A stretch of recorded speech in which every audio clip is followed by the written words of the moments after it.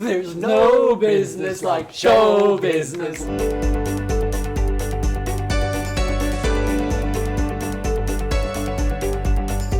Hello everyone, this is Moustafa, and today on Passion Sundays we have an amazing surprise for you.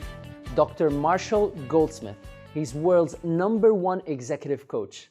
But that's not why he's here. He's here because he's very, very, very passionate. And the first question I'm actually going to ask him. So Dr. Marshall, tell us, how do you get all this passion? Well, you know, today you were there, and I gave a nice talk in front of, I think, 300 people or so today.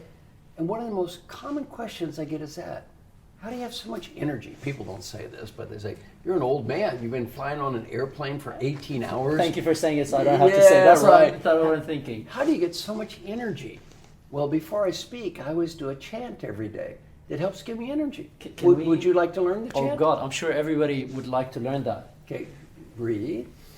Do your hands like this. And the chant goes like this. There's no business like show business. So every day before I work, I tell myself, it's showtime. Now I use this with my coaching clients. Love it. They're all CEOs of big companies, and sometimes they start whining. So I always say, have you ever been to a Broadway play? And of course they say yes. I said, did you ever hear the actors say, my foot hurts? I have a headache? My aunt died last week? No, it's showtime. And they always say, you make about 100 times what that kid is making every night. True. If they can get out there night after night after night, and they have passion, Yeah. so can you. I love it. Showtime! I love it. Showtime. So ladies and gents, showtime. Passionate people, that's all you gotta say. So talking about passion now, I love that, and I love how you use the example of the corporate world. Yes. So how valuable is it for an organization and the leader to invest in finding passion in the company? Well, I think number one, as a leader, you have to lead by example. And if you want everyone else to be passionate and committed and dedicated and motivated, go first. Go first. The greatest leaders I've met, I've never seen them be down, ever. They've always demonstrated passion. The two are my favorites. Alan Mulally, who was ranked as the 3rd greatest leader in the world last year in Fortune magazine, totally turned around the Ford Motor Company, CEO of the year in the United States. Francis Hesselbein, head of the Girl Scouts. Peter Drucker said the greatest leader we ever met. Winner of the Presidential Medal of Freedom. I've known Francis probably 30-something years and Alan 25 years. I've never seen either one of them be down once. Amazing. You know why? Why? It's showtime. It's sure. I love it. I was with Alan after 9/11. You have to realize at that time he was running Boeing commercial aircraft. How awful is this? 9/11. Yeah. The phone is ringing off the hook. Orders canceling every second. The airplane he loved was used to kill people. It was awful. Next day, what did he say? Showtime. For the great leader, he said, this is what I get paid for. Anybody can have passion when times are good. It's when times are hard. That's when the great leaders stand out. And how valuable is it for a company to invest in helping employees find their own personal passions, not business passions? Well, I think there's huge value. My friend Jim Kouzes did a big study, and he found the connection between values and engagement. And what he found out is the key is not does the company have stated values, every company has stated values, it's can you live your own values?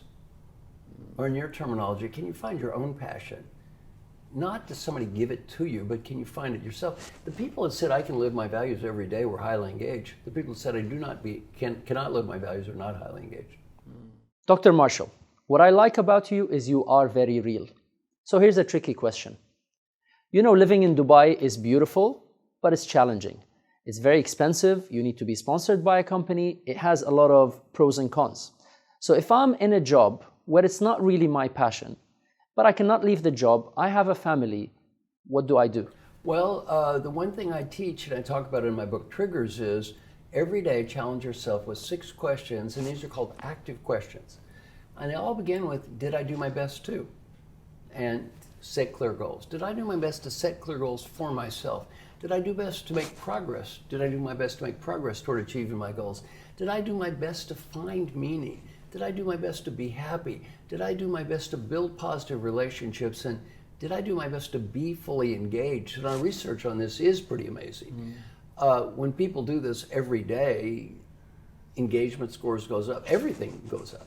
Well, the one thing in life I could always do is my best. And what I teach people is, you're there anyway. It's your life. You can be a victim, a martyr, poor me, isn't life terrible? Who loses? You lose. Or you can say, I'm going to create happiness, I'm going to create meaning, I'm going to do my best to create this, and you're the winner. I'm sure you've been on this flight, 2 flight attendants, one's positive, motivated, upbeat, enthusiastic, one's negative, bitter, angry, and cynical. It's a 3-hour flight. Who's the real loser on the 3-hour flight? Well, the customer's kind of the loser, and the company's kind of the loser, but the deepest loser is the flight attendant. Why? 3 hours of that human being's life got spent in misery. Yeah.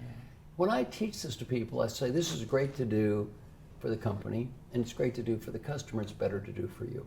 I love that. You see, it's all about finding your passion in your current situation. Passion is not sitting outside. Passion is something that you've got inside of you. Right. And really awesome. I love your passion and energy. I'm gonna probably conclude with one more question about coaching, because I also like how you talked about the mirror example. What I like about your coaching style is you're very in your face. It's like what you talked about, holding a mirror in front of a person's face, they see reality.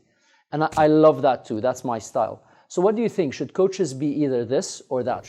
Well, I think everyone is different, so I try not to make judgmental comments about everybody else's approach.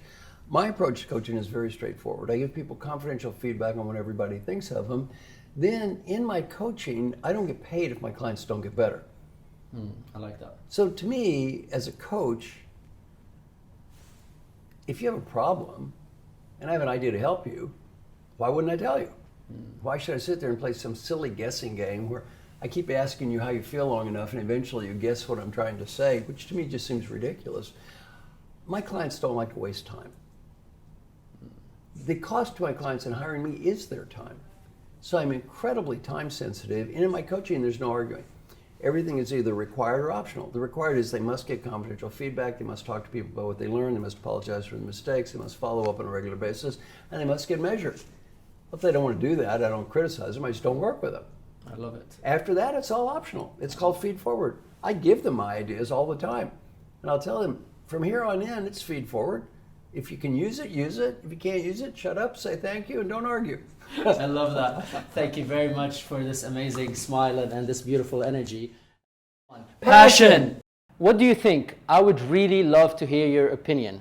If you'd like to stay engaged, subscribe to our social media channels, and if you want even more valuable interviews and tips and tricks on how to live passionately, then go to mustafahamwi.com and subscribe to our Passion Sundays newsletter. Until the next episode, live passionately.